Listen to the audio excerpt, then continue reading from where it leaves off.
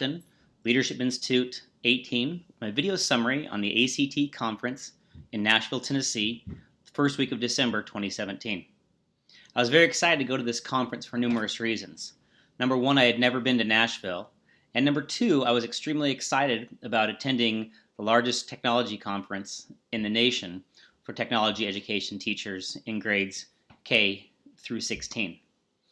The conference was exceptional, and I did enjoy my time spent with other Leadership Institute members and had a wonderful time connecting with other teachers throughout the country and learning numerous skills and to bring back to my own classroom once we returned from the Institute. Well, the very first class I signed up for was called Teaching Soft Skills Doesn't Have to Be Hard. I was extremely interested in taking this breakout session due to the fact that most of the employers I've spoke with regards to the industry say that's the number one challenge they have with regards to retaining and hiring good people. It's a lack of soft skills.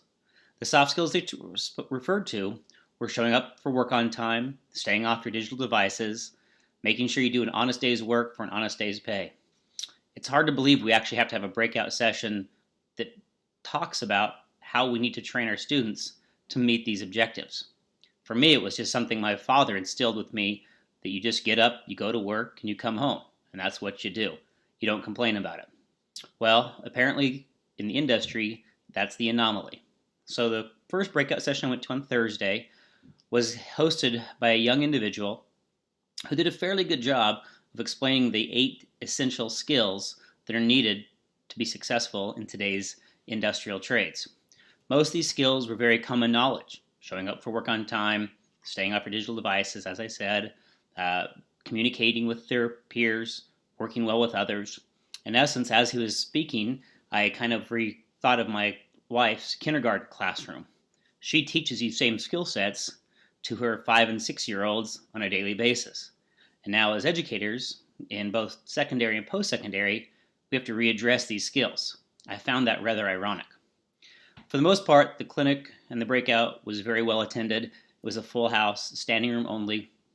A couple things that were rather concerning was the clinic was held in the convention center in a small portable classroom, for lack of better terms. Well, as the instructor did a phenomenal job for the first hour, the last 5 minutes was kind of unproductive, because this wonderful topic of conversation ended up being a sales pitch for a publisher that deals with CTE instructional material. So I was rather disgruntled at the very end when he had a hard pitch for everybody involved and how his software could help us better teach the students we deal with on how to meet soft skills. I found that rather unsettling and moved on from there. It was funny, prior to me attending this breakout, one of my coworkers said very gently, "I think that's going to be a sales pitch." And I assured her that it wasn't. Fortunately, she was correct. It was a sales pitch, but it did have some good information. Had I cut the pitch out of the back end, it would have been a really great presentation.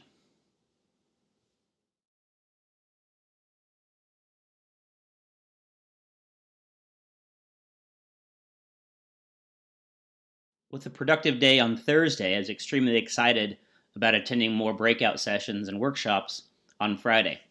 One of the most exciting workshops I signed up for on Friday was titled Becoming a CTE Administrator. As I am currently finishing up my CTE administrative degree from Valley City State University in North Dakota, I hope to become part of the CTE administration pool in the Boise School District this year or next, depending on their hiring process. Well, the class I signed up for, I thought would be a wonderful class in how to prepare myself for my future endeavors as a CTE administrator. The class was held on the second story of the Gaylord Convention Center in a very small room. The room was so small that the back half of the classroom was left standing.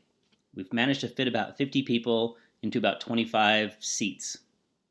That made the learning environment rather uncomfortable, as it became very hot and miserable. But I was still excited about learning what I had to look forward to as a CTE administrator and how it was different from becoming a very general K-12 administrator, which I also hope to be eventually one of these days.